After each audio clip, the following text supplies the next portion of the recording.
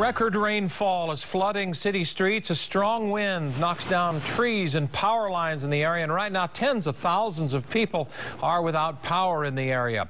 And within the last 90 minutes or so, a mudslide has shut down a highway in Lake Oswego. This is a live look at the scene. We have a reporter there. We'll have a live report for you coming up on that as well. Good evening. Hi, and welcome to KOIN 6 News at 11 o'clock tonight. I'm Cor Harlan. This major fall storm is causing problems from the coast to the Cascades. We have team coverage of some of the damage tonight. Meteorologist Sally Showman is tracking the weather system here. But again, we'll start with Chris Woodard, who's live there on Highway 43 in Lake Oswego, where that mudslide is blocking the road there. Chris? Hi, Cor. We're here on Highway 43, and this road is blocked off near the intersection with Laurel. It's pretty dark, but if you take a look, you should be able to see where a mudslide or a rock slide has come down this wall, completely blocking the southbound lanes of Highway 43. You can actually maybe see from your vantage point, but we can see and we can hear the water rushing through that slide. It came right with stoplights dark, emergency lights flash. Winds whip through the Portland Metro and send police and fire crews scrambling. It was very strange. It was the weirdest thing I've seen in a long time. At North Killingsworth and Greeley, this tree came down, taking high voltage power lines with it, landing on several cars, sparks flying. And fire started to back up again about 10 seconds later. Got close to the house. This call, just one of dozens emergency responders were trying to keep up with. The 1800 block of North Wasco. A tree split, power lines down, road blocked, and another small fire, according to neighbors. At 18th and Davis, this car narrowly escapes serious damage when a large branch comes down on top of it. And on a busy sandy boulevard, traffic is rerouted. Half a tree is in the road, the other half looking very unstable and swaying dangerously near a power line.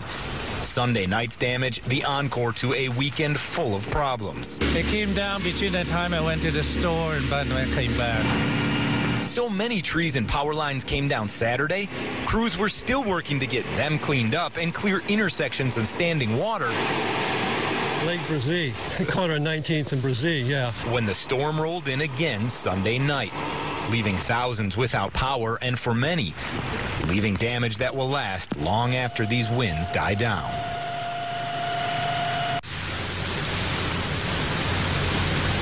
Now, once again, here in Lake Oswego, this rock slide blocking the southbound lanes of 43. If John, my photographer here, can spin to his right, you'll be able to see all the crews lined up down the road. They are here because ODOT inspectors will be coming down here shortly to inspect this rock slide. No idea how long Highway 43 will be closed, but again, right now, one of many problems in the Portland metro area. Live in Lake Oswego, I'm Chris Woodard for KOIN 6 News. Around the metro area tonight, we have heard of at least 27 reports of trees or power lines down as a result of the wind and the rain. And right now, just over 19,000 people are without electricity. That has gone down in the last several hours here. Crews will be working, of course, through the night to get the lights back on for many people who don't have them right now. In northwest Portland, a tree had Logie Trail Road closed for much of the evening on Highway 30. And on Sylvia Island, Reeder Road is closed right now. In southeast Portland, more down power lines and trees have Chelderland Road closed. That's at Foster. These closures are expected to last the next several hours. And check out how one driver ran into trouble in Salem today. They got their truck stuck in a huge puddle in the Toys R Us parking lot on Lancaster Drive. Firefighters came with a ladder to help get the passenger out of the truck and through the water. Elsewhere in Salem as well, a tree caught fire at Hood Street Northeast and Winter Street. Looks like a power line came down on the limbs and sparked these flames. Salem, by the way, saw some of the highest wind gusts in the valley this evening.